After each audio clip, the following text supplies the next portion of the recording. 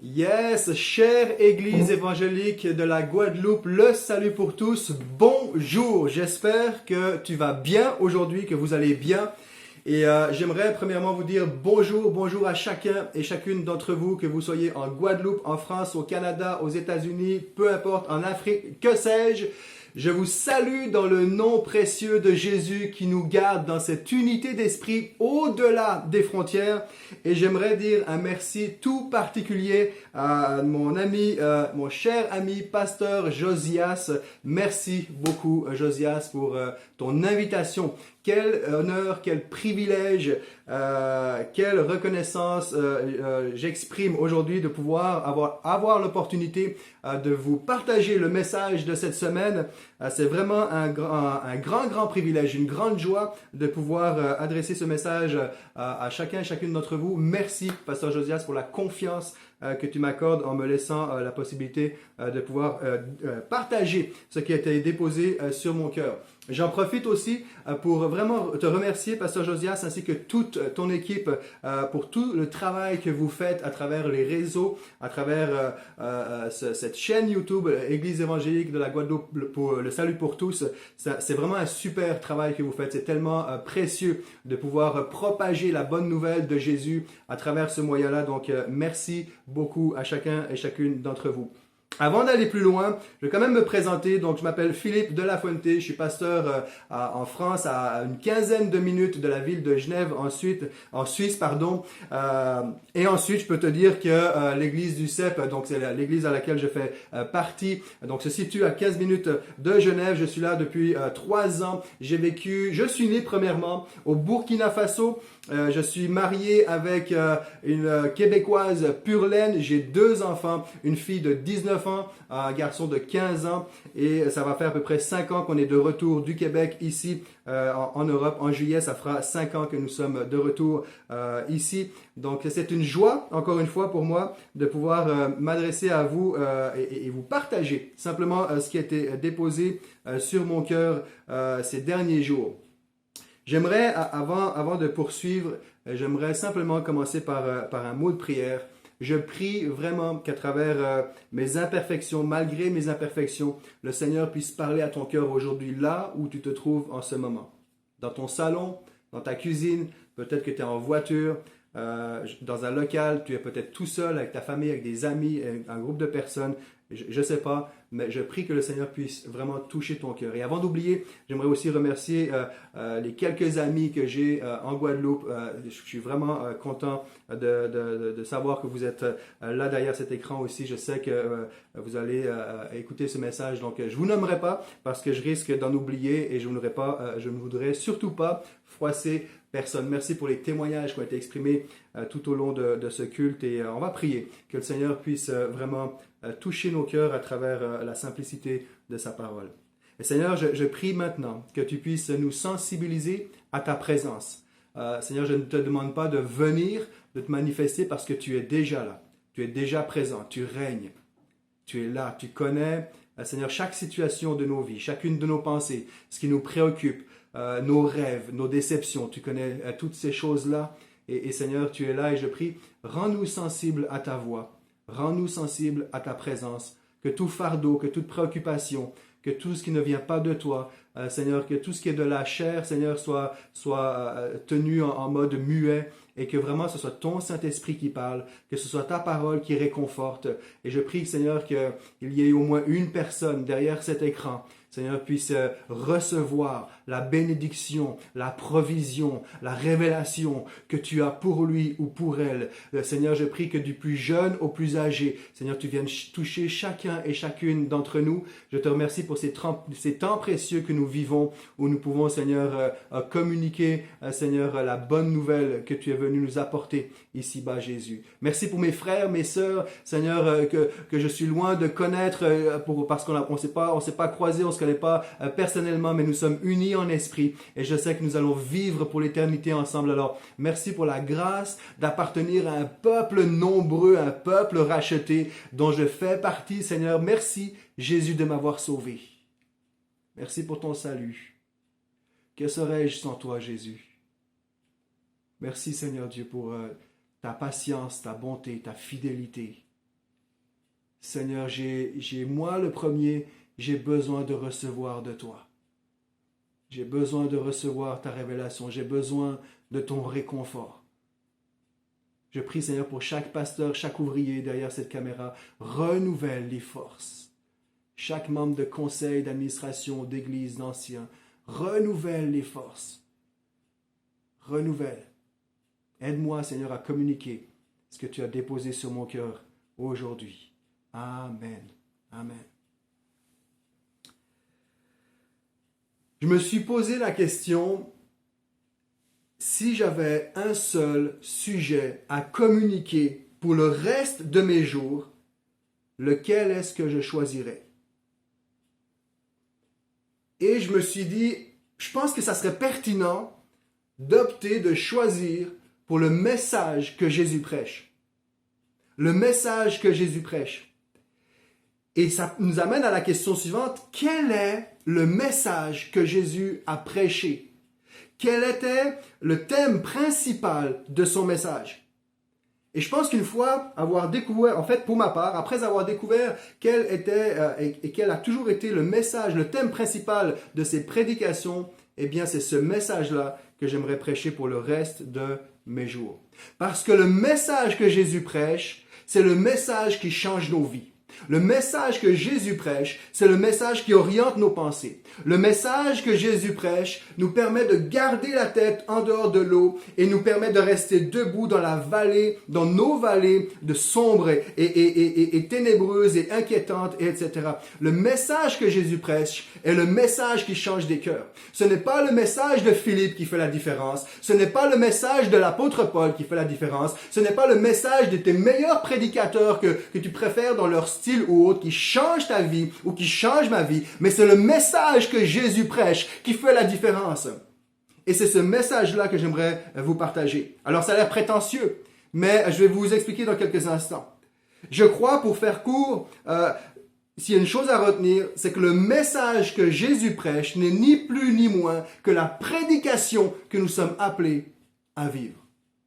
Je répète, le message que Jésus prêche, et on va voir dans quelques instants quel est ce message, mais le message que Jésus prêche est ni plus ni moins que la prédication que nous sommes appelés à vivre. Comme prédicateur, comme moniteur, monitrice, nous sommes concentrés souvent sur quel message prêcher. Mais Jésus est concentré sur quelle prédication il ou elle va-t-elle vivre. Et c'est ce qui est important. Ce n'est pas tellement ce que nous prêchons, mais ce que nous vivons. Ce que nous vivons. Le chapitre 4 de l'évangile de Luc, c'est le chapitre qui précède le lancement du ministère de Jésus. Jésus est baptisé par Jean-Baptiste et le Saint-Esprit sous la forme d'une colombe va se reposer sur lui, sur Jésus. Jésus va partir dans le désert, vous connaissez bien cet épisode. Il ressort de ses 40 jours de tentation dans le désert. Il prêche dans une synagogue, Ésaïe 61. Il déroule le rouleau. Voici l'onction que j'ai reçue afin de délivrer les captifs, etc. Et le chapitre continue où on voit que Jésus commence à guérir des malades et délivrer des personnes. Et au verset 43, donc on est au début de son ministère, il a passé par la tentation du désert, et Luc 4, 43 nous dit ceci. Mais il leur dit, « Je dois aussi annoncer la bonne nouvelle du règne ou du royaume de Dieu aux autres villes, car c'est pour cela que Dieu m'a envoyé. Je dois aussi annoncer la bonne nouvelle du royaume de Dieu aux autres villes. C'est pour cela que Dieu m'a envoyé. » Le message que Jésus prêche est le message du royaume. Et aujourd'hui, je ne veux pas tellement parler du message du royaume, mais je veux parler sur le fait que Jésus parle à propos du royaume. Et c'est le message que je crois nous sommes appelés à prêcher, à communiquer et à vivre. C'est le message du royaume. Le message du royaume. Je vous invite à le faire pour les prochains jours, les prochaines semaines. Faites l'exercice, c'est un excellent exercice. Moi, j'ai commencé à le faire pour ma part. Et aujourd'hui, c'est tellement accessible à travers Internet. Et il y a toute la littérature, les concordances. Et va sur Internet, sur des sites recommandés. Demande à ton pasteur de recommander des sites recommandables. Ou si tu as une concordance chez toi, très simplement, dans ta Bible, à la fin des pages, et clique ou cherche « Royaume de Dieu ». et commence à faire pour ta part, pour ta vie personnelle, une sorte d'étude sur le royaume de Dieu. Tout ce qui est dit à ce sujet-là. Alors, je ne pourrais pas prêcher à propos du royaume de Dieu, je vais un petit peu quand même, mais je vais surtout mentionner que Jésus parlait du royaume de Dieu, parce que prêcher sur le royaume de Dieu, on va le voir d'ailleurs, ça peut prendre beaucoup de temps. Il y a toutes sortes d'angles, il y a toutes sortes de concepts et de réalités théologiques derrière. Et lorsque Jésus parle du royaume, eh bien, il y a toutes sortes d'aspects. Il y a l'aspect, premièrement, c'est ce désir d'être en connexion avec nous.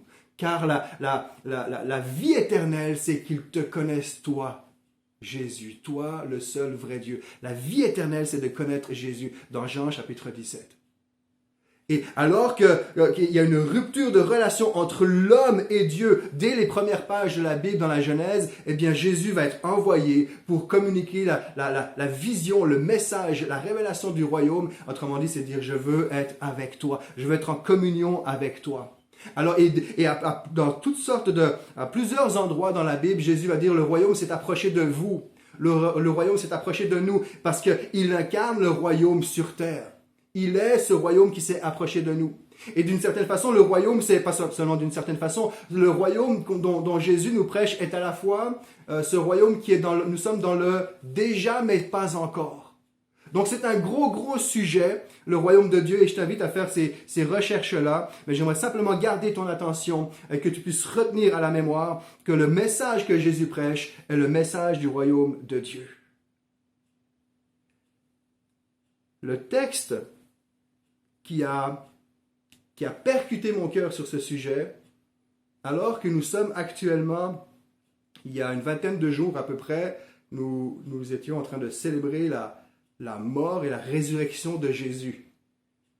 L'œuvre par laquelle nous sommes introduits dans le royaume de Dieu, confirmée ici-bas par le baptême d'eau, où vraiment il y a une nouvelle naissance, une nouvelle vie, une nouvelle famille qui prend place, et la porte a été ouverte sur un nouveau royaume, sur un nouvel avenir, sur une nouvelle vie, grâce à la mort et à la résurrection de Jésus. Une vingtaine de jours en arrière, nous avons célébré la Pâque. Aujourd'hui, qui est le texte qui a percuté mon cœur, Actes chapitre 1, versets 1 à 3. On pourrait se dire, ok, au début de son ministère, Jésus est venu pour annoncer la bonne nouvelle du royaume. Puis bon, c'est bon, maintenant il est mort et ressuscité, c'est fini. Et regardez la suite. Et c'est ce passage-là qui m'a interpellé. Actes chapitre 1, les 3 premiers versets. Cher Théophile, c'est Luc l'évangéliste qui écrit. Donc le même qui a écrit les Actes. Cher Théophile, dans mon premier livre, j'ai exposé tout ce que Jésus a commencé de faire et d'enseigner jusqu'au jour où il fut enlevé au ciel après avoir donné, par le Saint-Esprit, ses instructions à ceux qu'il s'était choisis comme apôtres. Après sa mort, il se présenta à eux vivant et leur donna des preuves nombreuses de sa résurrection. Il leur apparut pendant 40 jours et, qu'est-ce qu'il a fait? Et leur parla du règne de Dieu. Et leur parla du royaume de Dieu. C'est le message que Jésus a commencé à prêcher dès ses premiers pas dans son ministère, et c'est le message qu'il continue à prêcher dès ses premiers pas en étant sorti du cimetière. C'est le message qui anime le Fils de Dieu. C'est le message de Jésus. Et c'est ce message-là qui doit nous brûler. C'est ce message-là qui doit nous motiver. Qu'est-ce qu'il fait? Il parle du royaume de Dieu. Et c'est pour ça que je te disais tout à l'heure. Et en passant, lorsque je te tutoie, prends-le pas mal. Moi, je viens du Québec, je l'ai mentionné. Donc, c'est plus facile pour moi de nous tutoyer. J'ai vécu 20 ans au Québec. Donc, c'est plus facile pour moi de dire tu. Donc, prends-le pas mal. Et c'est le message, comme je te le disais tout à l'heure. Donc, c'est la raison pour laquelle que je ne peux pas prêcher complètement, entièrement sur ce sujet du royaume de Dieu. Jésus, pendant 40 jours, imagine, là, on est 40 jours ensemble, tu es en train d'écouter Pasteur Phil derrière la caméra, puis 40 jours, non, tu peux pas, c'est trop long, tu vas pas tenir le coup. Mais c'est pour dire, il y en a tellement à entendre, et c'est pour ça que je t'invite à faire la recherche par toi-même, à faire l'étude biblique par toi-même sur le sujet du royaume de Dieu, parce que tu peux passer 40 jours à creuser sur le royaume de Dieu. C'était pas en fait, je dis c'est le message, mais c'est le thème principal que Jésus avait choisi. Et autour de ce thème-là, la majorité, j'ai envie de dire l'entièreté, mais la majorité de ces messages, de ces prédications étaient reliées à la thématique du royaume de Dieu. C'était important pour lui. Il leur apparut pendant 40 jours et leur parla du règne de Dieu. Pourtant, il vient de passer 3 ans avec ses disciples et il continue à leur parler du royaume de Dieu. Oh yes. Mon ami, je ne connais pas tes souffrances. Tu ne connais pas les miennes. Mais nous sommes certainement tous les deux dans la vraie vie. Avec des défis de maladie, de relations, de finances, de toutes sortes de préoccupations internes. Et il y a des moments dans nos vies où on se dit, est-ce que je vais réussir à m'en sortir? C'est ça la vie? J'aimerais te dire, c'est pas ça la vie. C'est la vraie vie d'ici-bas, oui, mais j'aimerais te dire qu'un jour, ça va cesser. Un jour, toi et moi, nous ne serons plus séparés par un écran de smartphone. Toi et moi, on va être réunis ensemble dans les lieux célestes parce qu'il y a une vie qui nous attend après la mort pour ceux et celles qui ont placé leur foi dans ce Jésus-Christ mort et ressuscité et qui nous ouvre une voie nouvelle jusque dans l'éternité afin de nous asseoir aux côtés du Père. Tu as besoin, j'ai besoin d'être animé de la bonne nouvelle du royaume de Dieu. De la bonne nouvelle du royaume de Dieu.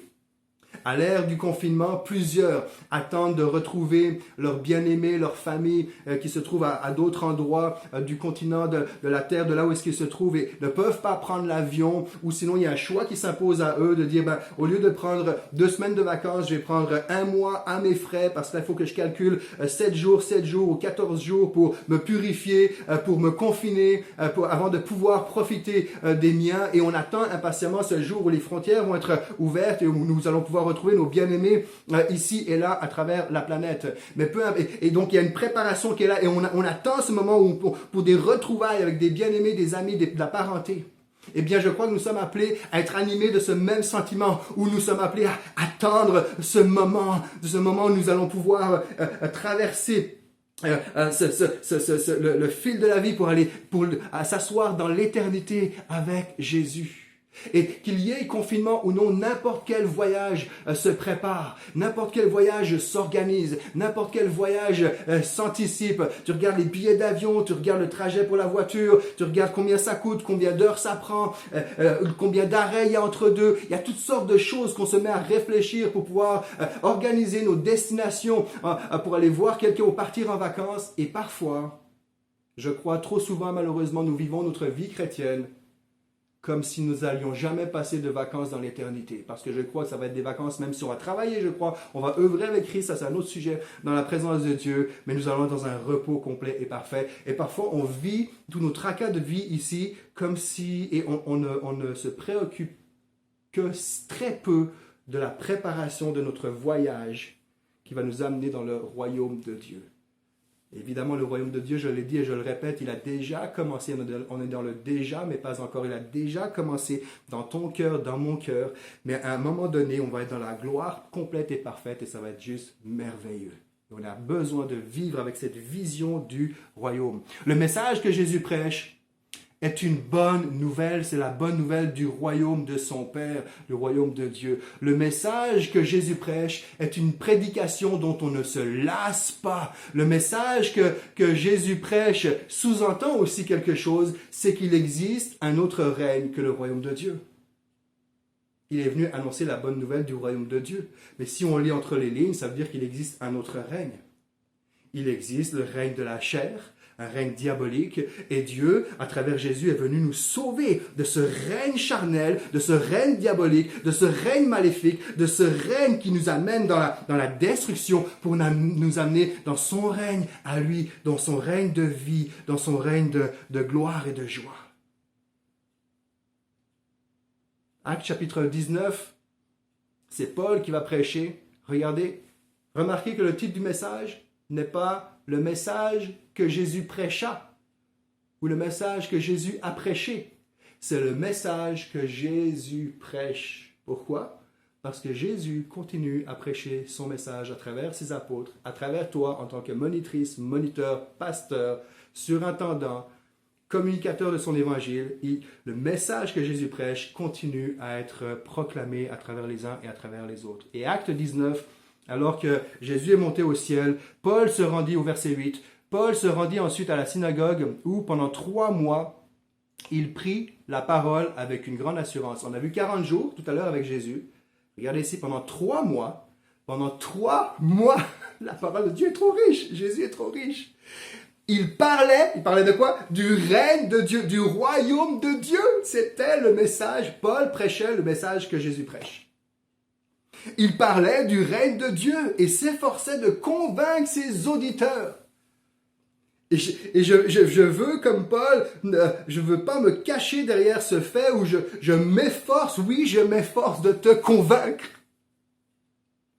Dans une génération où chacun a son avis, a son point de vue, et je respecte les avis différents, là n'est pas la question, mais je ne cacherai pas le fait que je désire te convaincre que ce que je suis en train de te communiquer n'est pas mon message, mais c'est le message de Jésus. Et on l'a lu dans Acte 1, on l'a pas relevé, mais il était dit, après sa mort, il se présenta à eux vivants et leur donna des preuves nombreuses de sa résurrection. Je cherche à te convaincre que le message que je te communique aujourd'hui, que Paul prêchait, était ni plus ni moins que le message de Jésus, ce Jésus qui est revenu d'entre les morts, ce message qui est appuyé par des preuves,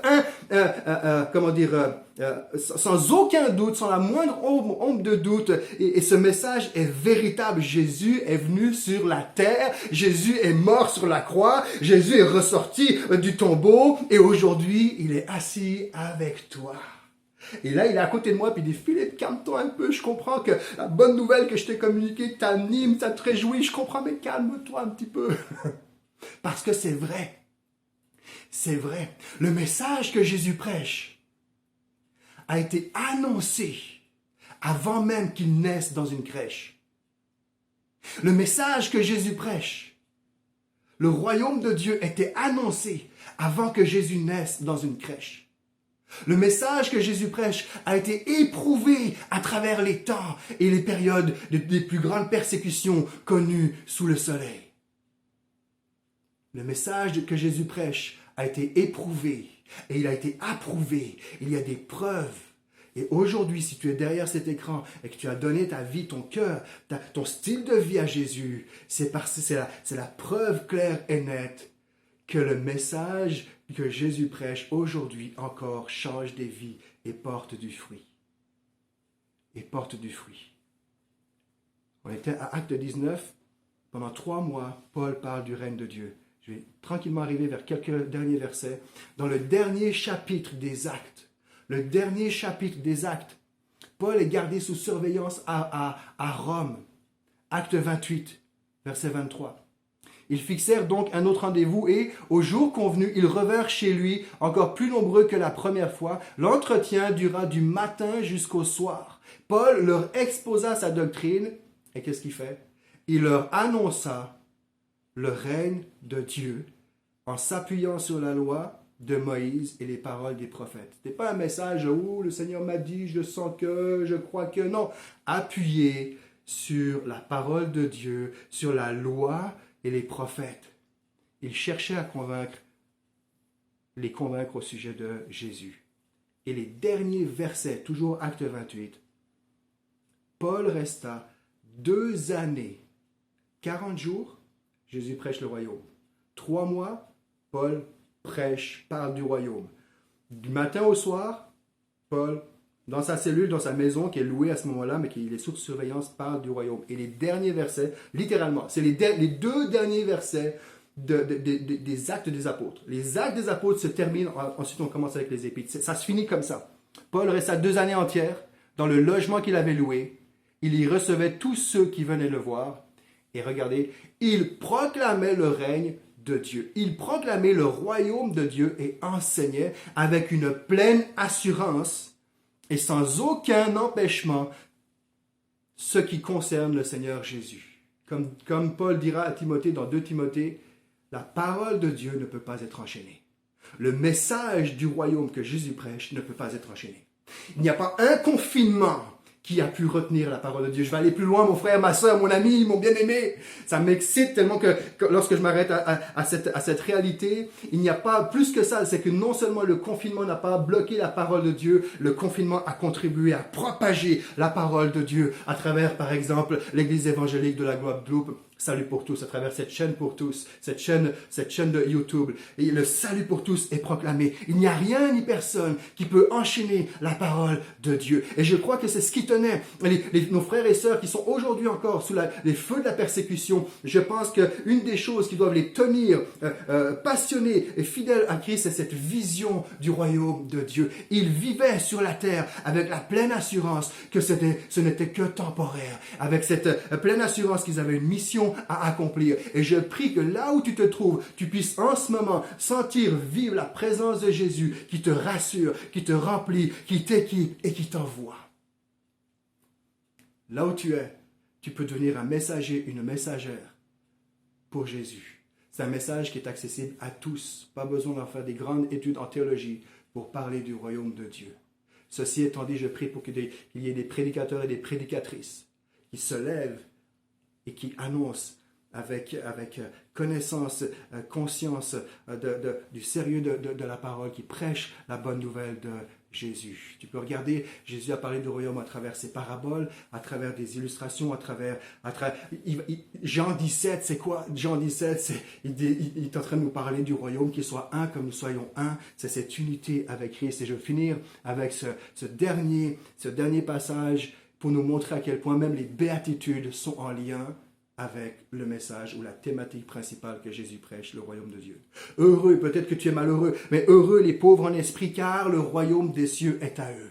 Heureux les affligés, car ils seront consolés. Heureux les débonnaires, car ils hériteront de la terre. Heureux ceux qui ont faim et soif de justice, car ils seront rassasiés. Voyez-vous, tout est en lien avec la bonne nouvelle du royaume. Verset 7. Heureux les miséricordieux, car ils obtiendront miséricorde. Heureux ceux qui ont le cœur pur, car ils verront Dieu. Là encore, on est dans le royaume de Dieu, on voit Dieu, on est en communion. Heureux ceux qui procurent la paix, car ils seront appelés fils de Dieu. Heureux ceux qui sont persécutés pour la justice, car le royaume des cieux est à eux. Heureux serez-vous lorsqu'on vous outragera, qu'on vous persécutera et qu'on vous dira faussement de vous toutes sortes de mal à cause de moi. Réjouissez-vous et soyez dans l'allégresse, parce que votre récompense sera grande dans les cieux. C'est ainsi qu'on a persécuté les prophètes qui ont été avant vous. Mais réjouis-toi et sois dans l'allégresse, parce que ta récompense et ma récompense sera grande dans les cieux.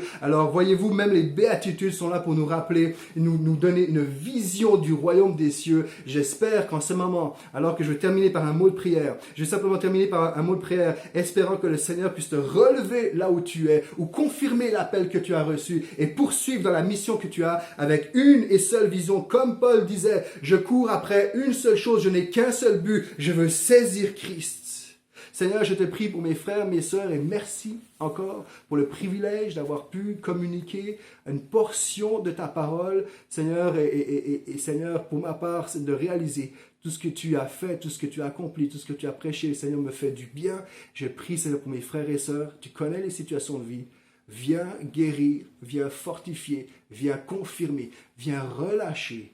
Et merci pour ta faveur qui repose, Seigneur, sur la Guadeloupe, Seigneur, sur l'église évangélique de la Guadeloupe, le salut pour tous, et tous ceux et toutes celles, Seigneur, qui sont réunis. Seigneur, nous prenons conscience en cet instant que peu importe là où nous nous trouvons sur la map monde, sur le globe terrestre, nous sommes des milliers et des milliers à te louer, à avoir soif de toi, à te dire merci pour ta grâce, ton pardon, la joie de ton salut. Et nous attestons aujourd'hui que oui, ton royaume a déjà commencé dans la vie de tous ceux et toutes celles qui ont fait ta connaissance. Alors que ton règne continue à se manifester jour après jour jusqu'à ton retour dans nos vies. Amen. Que le Seigneur vous bénisse.